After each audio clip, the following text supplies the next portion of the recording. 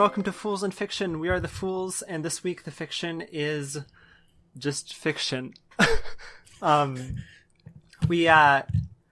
been definitely a busy last 2 weeks for me, and I imagine for Joe and Chris as well. Chris is also here. So we thought we'd do a fairly informal discussion today about world building in tabletop role-playing games. Joe and I have both GM'd. Chris hasn't GM'd, but he has done an incredible amount of world building. So we thought we would just have a conversation about it, our different, what we think about our styles, approaches, how it's different in TTRPGs versus writing or movies or TV, that kind of stuff. We're thinking a fairly low energy episode today. It's mostly because I have zero energy. I also have zero energy. It's just the vibe. Yeah, I was gonna wake up at 8 a.m. or at 7:30 to do homework, and I woke up around or I sat in bed until about noon. I mean, given that was my fault for staying up and watching Les Mis with descriptive audio while drinking.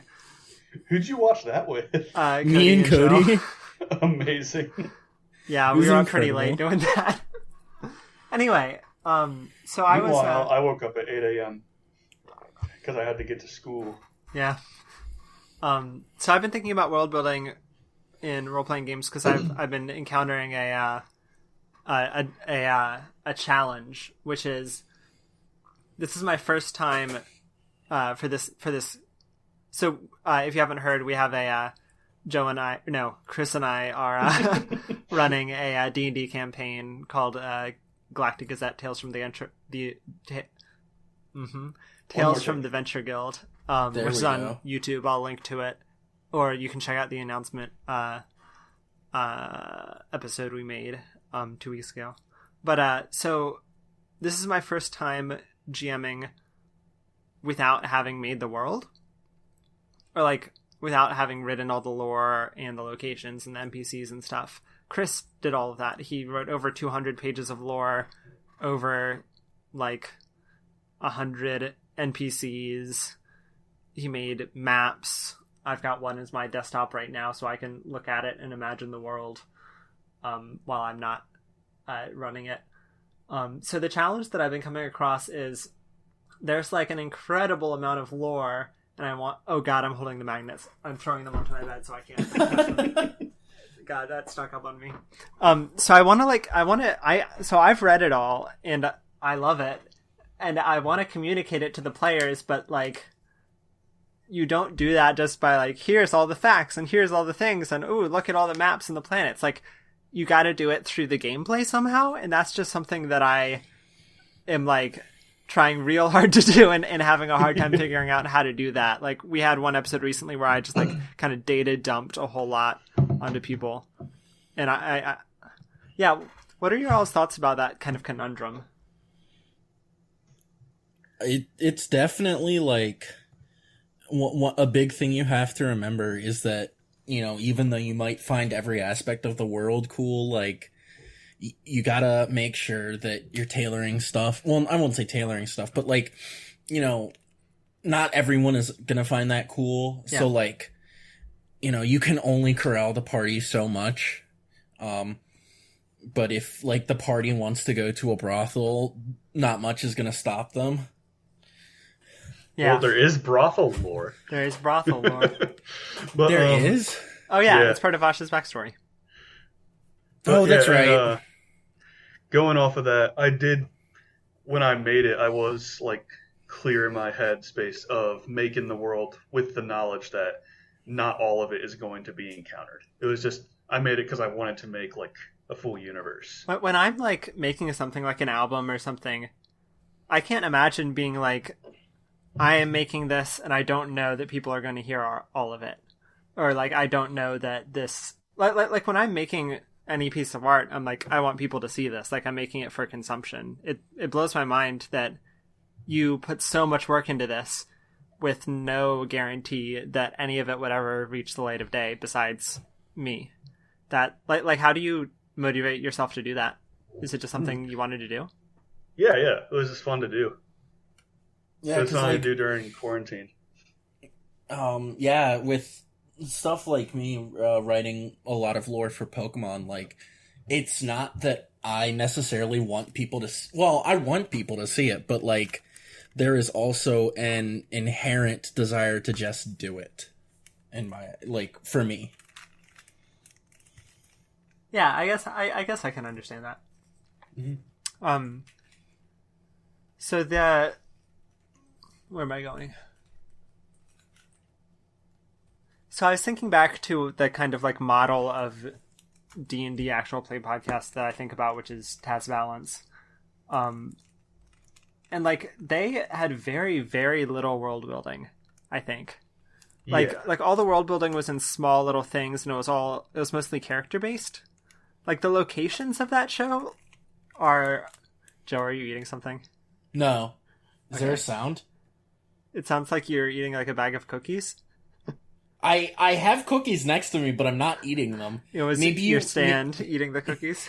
Maybe you were eating. Maybe you were hearing. Maybe you were eating the cookies. Yeah. Anyway, yeah. When I listen to that show, like I'm just like not visualizing wherever they are, because it's more of like an audio drama kind of thing, I guess. They just exist in the void. But it doesn't feel like there's a problem. Like it doesn't feel like an unworld built world. Well, that's part of the genre. Like, so to go off watching Les Mis and musicals in general, like the scenery only matters to a certain degree of telling where you are. Like, you don't really care about the lives of the people that own the bakery or whatever unless they specifically tell you that you should care. Yeah. Which is just the way the medium works, because like a musical is not equipped to run everything and that's have a good point. All things known. Yeah, that's a good point. So then I'm wondering like how... So in Taz, I think that the reason it feels world built is because there's... And I know you haven't seen it, Joe, but Chris and I have. There's so much work put into the aesthetic of it, I think. Yeah. Like the characters are fleshed out, and the like kind of soundscape of it, like the music, I think adds a lot to the world. So I'm wondering how, with like a much more limited setting or much more limited ability that Chris and I have, mostly due to being college students, how can we go about... I guess the goal shouldn't be do something equivalent to Taz, but how do we go about world building with...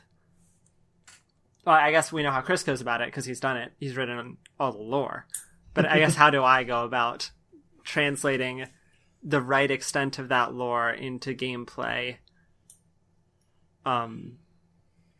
Yeah. So that the players are ingesting some amount of it, but not too much of it, but not like so little that it's going to waste or the world feels empty. Yeah. I think the big thing for me is just like, don't feel afraid to offer something neat. So like, if, it's just, hey, I want to go to a shop, don't be afraid to be like, this shop sells these certain things because of this world building idea. Like, I think... You said it's like a palette? Yeah, so like, a lot of kind of inexperienced DMs, or GMs, I suppose, will kind of hand wave certain things like, oh, the party sleeps, or the party finds all the things they want to buy. And sure, like, it takes longer to do individualized stuff, but it's a really nice way to get some world building in. So just with the little tidbits that are relating to the party's actions at the moment. Yeah, because, like, that's how real life works, too. Because, like, this is going to be an anecdote that Chris and I were privy to, but, like, Angie, the person that works at Castor. Mm-hmm. Yes. We were talking about... Chris forgot to bring his pistachio butter to college. As you do. And so we got talking about cookie butter, and then Angie was like, "Oh, my son loves it. Like, I have extra jars. Would you like some?" So she's giving me cookie butter on Monday. Yeah, so, like, I don't know if that's, quote, world building, unquote, but, like... It's world building. I think it lets you know that Angie is a saint. Yeah. And so that's the thing, that, you know, your small Who was that? Was that Chris? It was John. It was John. John threw my phone. No, it was. Yeah, it was. Oh, is it in the roommate chat? Yeah, I also got okay. it. That was everyone's, except for yours, Joe. Yeah, that's why I was confused. Anyway, sorry. No, it's just Why like... am I apologizing for Chris? And Are John. you- apologize. Should I mute my phone for this podcast? Here, I should. Turn it up to full volume. Here, I'm going to do it. All right. It's at... Oh, no, that's media. Maybe I should play a mobile game while you all are talking. God, the flow is incredible right now. So it's just, you know, world building isn't just explaining, you know, why a castle was there and what old guy used to own the land. It's also what the day-to-day people are doing. So, like, you know, your roommate's sister got a new cat is world building just as much as getting a new king or president or whomever. So I think the kind of moral I'm getting from you is that you want to use the avenues that are presented by the bits of the world that the party is naturally coming to and interested in. Yeah. Yeah, because I guess what I did, it was, even though it was a bunch of pages, it was just the broad scale world building. So, like, the smaller scale world building, you're free to do whatever you want with that, and if it ties back to the big or is more independent for the characters Yeah. you're describing. I think that this is a way of DMing that people normally do, since normally people, I mean, to my understanding, DMs don't write the lore. Normally they're using a module or... Yeah. Like, Taz used a module for the first arc. Yeah. So I guess the problem I'm running into is a classic D&D one that I just, even though I've DM'd, like 3 or 4 or something campaigns up to this point, it had just never, like, occurred to me that I was not the one who had all the story and all the world in his mind. Am I out of touch? No, it's the kids that are wrong. Exactly. But so then when someone else does it, I feel like a bit of an obligation of I've got to like evangelize this world because it's so cool, and I know it's so cool, and they've got to learn it. But, like, from the player's perspective, they're not there for the sole purpose of ingesting Chris's world. Yeah. They're there to play the game, and I've just got to draw from Chris's world as much as is appropriate to facilitate because, that. like, if you're doing a module on the Sword Coast, you're not often given, like, the entire history of the Sword Coast and how, like, the cities are there and their functions and such. For a lot of the modules, it's like you're just going between them, and, like, if you dig into it as a DM or as a player, you get the, like, history backstory. Yeah. And like, this isn't meant to be like, oh, I don't care about Chris's world. Like, I very much do care. It's just that I think there's a difference between taking a walking tour of a world and playing in that world. Yeah. Yeah, because, like, I'm never going to make anyone read 212 pages. That's a lot. I mean, I made it for me. Well, yeah. I did make Finn do it, but he doesn't count. I wrote it for me and forced Finn to read it for me. What he chooses to do with it is for him and you. Yeah. what else? I'm thinking about. I know this is a very loose discussion. I didn't have any notes this time, unlike normal. And I never have notes. So that's another thing about world building, is the notes. And I think this would be a good instance if Cody were on here, but unfortunately he's not. I want to know, because I feel like Joe and I might do this differently as two different GMs, because I bet all GMs do this differently. But like, I'm very much a note taker and here are the numbers they have to roll to do this that I've written out like beforehand. And I'm like, I love improvising, but it's where I'm most uncomfortable. What's your kind of DMing, or I guess GMing, improvisatory versus pre-writing versus like, how do you do that, Joe? I kind of do pre-writing in the idea of like, what can the party do once they get to this place? Like, what are the main things? So like, you know, what might be in the shop, or, you know, if I'm running my Pokemon campaign, it's where's the nearest gym badge? What Pokemon can you find on the routes? But like, if someone tells me they just want to like spend a day playing around with their Pokemon and they don't want to do anything, I'm like, hell yeah. And if they're like, I want to go like on a salvage thing and ignore the plot, I'll be like, sure, like, I'll roll with the punches, and it might not be as perfectly done as you might want, but like, I think, for me, especially in the games that I like enjoy running or enjoy having a hand in, I like improv a lot more, because no matter how much I build a world or build a mechanic, players, by the nature of like being a player rather than a GM, are going to find new and exciting things to do that I had never even considered. Yeah, and that's the whole like beauty of collaborative storytelling, right? Yeah. Is that you can't just have all the notes written out and have the world totally built beforehand, because then you've just written a book. Yeah, which is not to shit on our friend R. Angel, who has written a book. Or anyone else who's written a book. Only him.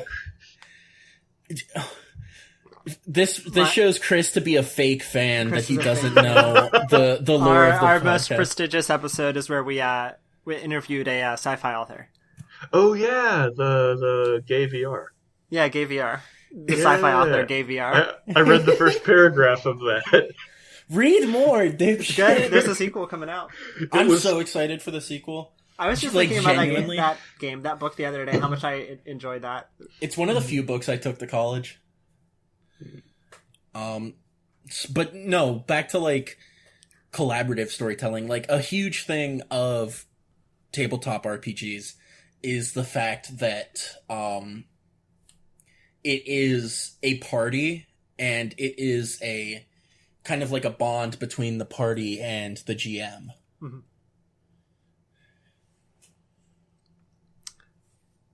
Was that the end of the sentence? Yes, sorry. Okay. I forgot that, like, with connection shit, it might be unclear. Yeah, I think this is helping me understand this a little bit better. I also want to talk to Chris about pre-world building. So, like, when I was reading the lore doc, I kept on thinking I would have no idea, like, the scale to which to write this, like how many cities per planet to describe, how many clans to put in this civilization or something, and I would often be surprised by the numbers. But like, as I was reading it, like, very clearly, like, the flavor of the world developed, and it was done so very clearly, skillfully. So I want to know, Chris, how do you decide the scope of the world building when you're writing it? First, just a good deal of research. Like, I read most of, like, Forgotten Realm history, and then also, like other stuff I like Mass Effect, and then just go by vibe. Then I just vibed it out. I know that's not good advice, but it's like, I feel like this planet should have 23 clans, but this planet only has one city. It felt purposeful. I mean, maybe it could be that, like, you could have done it differently and it would also worked, but it works as it is for sure, like this. Yeah, and I don't think it's a coincidence. You're just thinking, and it's like, it would work if it went this way. Oh, my phone went off again. It's Cody. It's Cody. But, yeah, it was purposeful, but spurred by just the vibe I got. Whenever I'm writing world building, I always, like, I guess I have this habit whenever I'm making anything to try and make it as symmetrical as possible, which I don't think is super useful because it feels unnatural. Like with the Call of Cthulhu campaign, I like had exactly the same amount of information written about every location and about every character, and I had like the paths all equally like weighted. Whereas I'll have like 10 pages about the dwarves and then like half a paragraph about some other species. Yeah, that's a skill I want to learn how to do. Honestly, like, it really is up to kind of like personal preference and what you're like really interested in.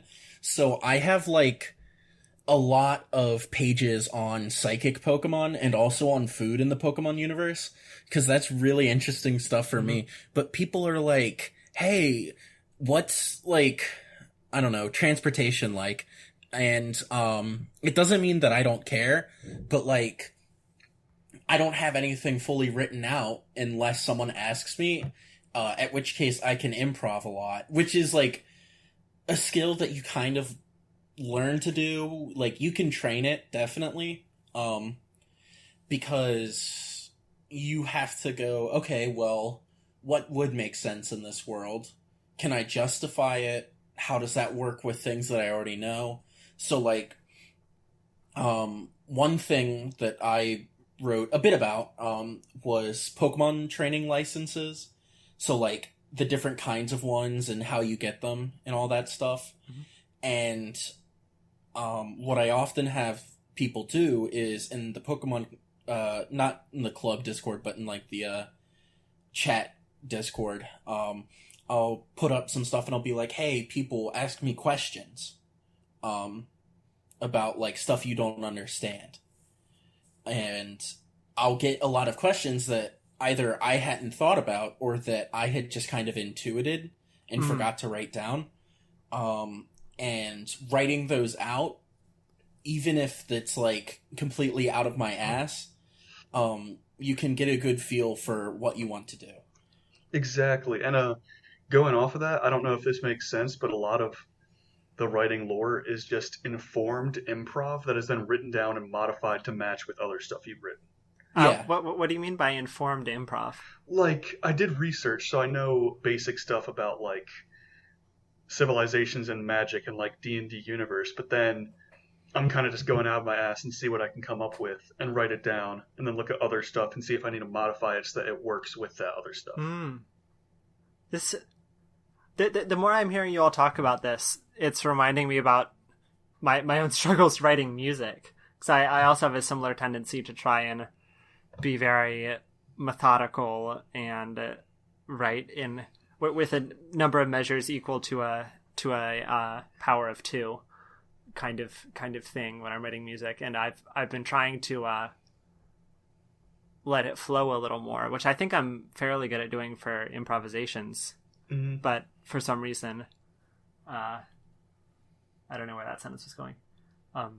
It's going somewhere. But yeah, so it seems like you all are saying don't be afraid to write more about something you like and then fill in the details with what other people like later. Yeah, exactly. Like, since Cody very early on mentioned he wanted his character to be a clothier, there's far more information about clothiers and the clothier industry in the lore than there should be. Because that informed my creation process. Yeah. So it's like, yeah, I guess just because some days I would write like 10 pages. It's just some days it kind of just came out. And then others like, I'm not inspired by this species. They get half a sentence. That is their due. Yeah. That is all they deserve. That makes sense. Which seems rough, but like, I wasn't inspired to write sometimes you more. just don't vibe with it. Yeah. I was writing a. Sorry if I've been directing the conversation a lot about me, but I think it's the framing device, so I think it's all right. Mm-hmm. Yeah. I was I had been stuck writing a song for the last like a year, and I recently sat down and I decided, you know what, this is going to be through composed and not verse chorus form. And I was like, where do I want it to go from here? And then I wrote a few measures. I'm like, where do I want it to go from here? And I wrote a few measures. And it's like the style is totally changing, but I'm liking it a whole lot more. Mm-hmm. So maybe that's like the kind of energy I need to bring into the world building and running of this campaign, is just to kind of not worry about some abstract symmetry, but worry about the actual causes and effects of what I'm doing with how the players experience the world. Yeah, like first focus on natural flow and big ideas, and then go back through formulaic if you want to like polish it up. Yeah. And I think that Chris and I kind of understood that a little. Mm-hmm. I think you did more than I did, but I think I also understood a little when we were making this campaign, because unlike every other campaign I've ever made, at this point, several sessions in, I have no idea who the bad guy is. I have no idea what the plot's going to be. Like, I intentionally created like 6 plot hooks. Yeah. That have like big bads or whatever, so it's like, I know that 5 of those are never going to be uncovered, or probably won't.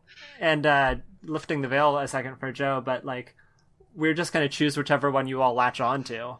And that's going to be whatever, like, whoever you're going to battle. Or maybe there won't be a big bad evil guy. Maybe it'll be Japanese storytelling. But, I mean, if you remember, Finn, when I first, like, pitched it to you last semester, all I had was Parlor Trick God and the Artifact Maneuver. And then everything else just kind of came up to kind of explain and justify that. Yeah. That makes sense. And I think that's, like, that's something that works really well in creative stuff, but like obviously does not work well in the real world. Like, you can latch onto an idea and be like, oh, I want to write my story around this idea and make everything fall into place, but you don't get to be like, I don't know, I think the sky is green, and then be like, all right, how do I make other people believe that, like, in the real world? That's a strange comment, I feel. Like, why would you think that would be a concern? It's in video games, shooting the bad guy is beneficial, but in real life, that just gets you arrested. No, I don't mean to shoot down your comment. I don't understand where it came from. That'll get you arrested, shooting. No, it's just I think there is a tendency to people that I have met that have been like trying to plan out their lives, and say... Yeah, you shouldn't just wing your life. Yeah, by like... Well, but I don't think that it needs to be planned out, because there are people that are like, by age 15, I will be in this and this club. Here I am looking at my hour-by-hour schedule for literally the entire semester. It also is for certain people, but like... There are things that are in life that are spontaneous, like falling in love, or if you get into a car accident. Your move-in. Yeah, or the school canceling move-in. That you can't design your life around. That you have to learn to roll with the punches. Yeah, you can't expect your life to follow some grand symmetric narrative you've already constructed. You have to go with the flow and learn to retroactively construct the narrative if you need to. No, my one goal in life is to be Indiana Jones, and I have to do everything in my life to justify and explain why. So what type of archaeology do you want to do? Like stealing important religious artifacts? No, because it's a funny thing. Once not literally be Indiana Jones. I was thinking of a post that I saw that was like, all of the archaeologists during quarantine are just like, can you plant something in the garden and then I go dig it up? Or like, can I piece together these pottery shards? And I'm like, Chris, if you want to steal my rosary and display it, like... What did you call them? Oh, right, it's not shards, it's shards. Mm-hmm. Pottery shards. Yeah. For those that don't know, clay does not get called a shard in archaeology. It's a sherd. Everyone doesn't know that. Why don't you know that? Insane. Listener, write in the comments why you don't know that. I was thinking back on the last comment I said, and I don't even know if it's necessary to retroactively narrativize your life either. I think it's a tendency, but I don't, for me at least, but I don't know if it's like I've been making a Spotify playlist the whole time I've been at college that's been an attempt to make a narrative out of my college experience. And I'll go back and I'll change it to make it more satisfying, which sounds like the kind of thing a serial killer would do. Or like a narcissist. So maybe what was my point? I'm looking at the Spotify playlist now. Let me put away my phone.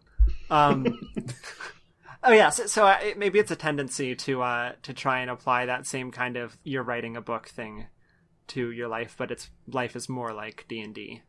Yeah. Well, I think it's a mix of going for stuff, but then also going with the flow if that stuff doesn't happen. Yeah, flexibility.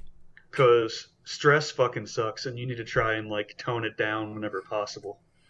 Yeah, for sure.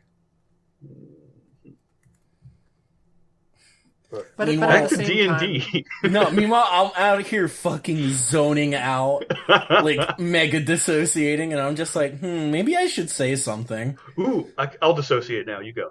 All right. I think a really interesting thing though is to keep on the like metaphysical kind of thing is you get to define the genre of your life, and Horror sometimes movie. and sometimes you get to define the main characters and whatnot. I should hope the main character of your life is yourself. Well, no, that's the protagonist of your life. Like, the supporting cast. Sure. Yes! Okay, I'm glad that you separated protagonist and main character, because I wrote an entire essay about how... Wait, what was it? Damn it. No, I wrote an essay about how some creative work separated the protagonist and main character and how that normally doesn't happen. And I was like, this is cool. Here's a 10-page paper about it. Oh, wait, is Puella Machi Madoka Magica one of those? I don't know. I didn't write a paper on that one, at least. Kind of feels like it, though. Because Madoka is the main character, but Homura is the protagonist. Oh, no, mine was Citizen Kane. Because that's a good example of one. The protagonist is the reporter, but he's barely in it. The main character is Kane. Or The Great Gatsby. Yeah. With Gatsby and Nick. Okay. Never seen Great Gatsby. Oh, you should read it. The book is better than the movie, but the movie is also really good. I have 4 copies of the book, so I it's should have it's read like it really good. But the movie is also super good. Leonardo DiCaprio is in it, and he's good. Yeah. You almost said Leonardo da Vinci. I know, I did. I say it wrong too much. My muscle memory always goes the inverse of what it should for those 2 names. Yeah. Anyway, I think maybe we've said enough. Do we have any more thoughts? I feel like we made some interesting observations and kind of rambled, which is the goal. Yeah. It's I guess the standard. With you saying how to like give bits of lore without just doing a textbook thing, I'm doing a little bit of that with the mercenary list, just because I'm writing like a few sentence backstory personality thing for each of them. They like give like city names or planet names, like little descriptive things of lore that don't really explain it, but might make people curious if they read something about a mercenary and go, "What's that?" Yeah. You always need to have a hook to dangle. Yeah. But you don't always have to have the whole line. Yeah. However, there is one character that I have the whole line for, and I'm really excited for you all. Although, I don't know. This character is by far my favorite character, and I don't think it's who you all think it is. Interesting. Chris, you know who it is. Yeah. But I hope it's Johnny Hanks. It's not Johnny Hanks. God damn it. But there's one Hanks character is that I'm looking forward to just like every once in a while putting a few little details in, and if you all get curious, being like, secret backstory. Because I love that shit.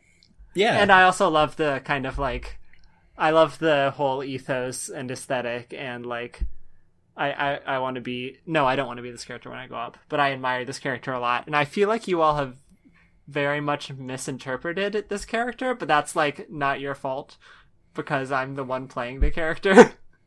And you all have had very little Alright, we've narrowed it down. I'm the DM. There's a number of characters I'm playing. Yeah, but Chris has played a couple of characters. True.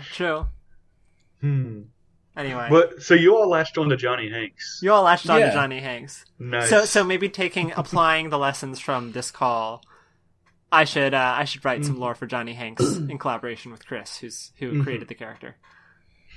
And then I guess with last session, I don't know if it made you panic, but I kind of just winged some improv for the characters I was voicing. Oh no, that's super good. That adds a lot more life into this last session. For listeners at home who haven't heard the other podcast, the D&D podcast, we were doing like a bar scene with that sounds like a fight. It was not a fight. It was people sitting at the bar, with 6 different characters. I was playing 3 of them, and Chris was playing 3 of them, and I think that really helped make it seem like there were different people at the bar instead of me with different hats. Yeah. So yeah, that was good. Don't you remember all the NPCs just have my face? Yeah. People say that about Clint McElroy's campaign, that every NPC is just him with a different like accent. It's just Clint McElroy with a different accent. I think you'll really enjoy Clint's campaign, Chris. It's just like 3 episodes long, and it's so good. It's a superhero themed. Oh, I forgot about that. And it takes place in the Gulf of Mexico. Amazing. It's actually really, really fantastic, I think, and the characters are very good. Do they have a bit about criticizing how stupid superhero names are? I don't remember. It's called Commitment. It was It also involves like the King of the United States of America. Amazing. Anyway, I think we've said all we're gonna say about D&D Worldbuilding. Yeah. Thank you, Chris, for coming on the call. You're the first guest we've had in a while.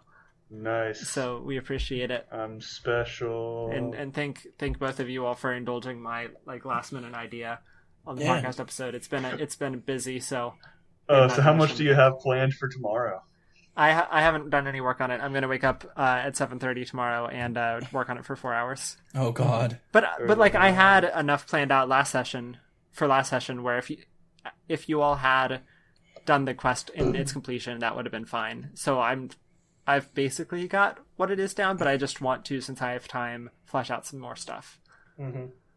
That's fair. Maybe add some Johnny Hanks stuff. We'll see. Although I should do that in collaboration with you, Chris, who's playing the character. Yeah. Let's see. I think John is getting to the dorm at like 12:30. So do you want me to get up at like 11 or something? Well, we start at 2. Yeah? Well, I mean, if you want to like talk. If you want to like throw some ideas. Yeah. So I mean, that'll be within like the last hour of me planning. Okay. But that'll probably be fine. Then I will do it at like 1:30 or something. Plug time. Wait, that's even later. Okay, then at 2. You've convinced me. Fine, I'll be up at 3. Yeah. We can figure it out. All right. But I won't like expect you to be up at any time. If you happen to be up, I'll ping you. I'll call you, beep you if I want to reach you. All right, Chris, possible. That's me. We've got a subreddit, reddit.com/r/foolsandfiction. Email us at foolsandfiction@gmail.com. For whatever reason. If you want to be on the podcast, just let us know. And if you have something to talk about, we will likely put you on. Listen to the other podcasts on the network at Spreaker.com/user/PNWM. That's Spreaker.com/user/PNWM. Spreaker? Yes. Yeah. Huh. I'm glad that communication happened. All right. Is that the end of the plugs? So. Leave us a rating and review on the podcast app. I had /iTunes. forgotten about that. And we'll also check out our other podcast, Galactic Gazette Tales from the Venture Guild. It's a Wait, D&D... is that a podcast or a YouTube? It's a YouTube podcast. I mean, it's both.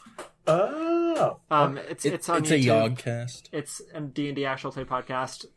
3-hour-long episodes. We got 2 out already. Another one's coming out on Sunday, which is the day after today, if you are listening to this when it comes out. The day after 2 days. Wait, It's a podcast with a video component. A video podcast. Vodcast. Vodcast. Podio. Podio. All right. I hate it. Thanks. Potty. Oh. All right. I think that's it. I gotta end them now. Chris, do you know how to end them? Do you want to help me? And who? The listeners. Oh, I don't know how to end them. What do I do? All right, so you take your mic. Okay, I don't know. It's on my computer somewhere. Oh, never mind. Chris, you fucking loser. No, I'm gonna breathe. Tell me when it gets loudest. This is how I Okay. sense where the mic is. It was equal the entire time. No! All right. Then I'll just be loud. All right. You put your microphone Where the fuck is... What if I do to your this? mouth. No, that's not how it goes. I'm still trying to locate it. No, you put the microphone up to your mouth, and then you go, goodbye. Goodbye. Wait, why'd it get quieter? I went right up to my computer. I think you're normalized or something. All right, that's it. I'm done.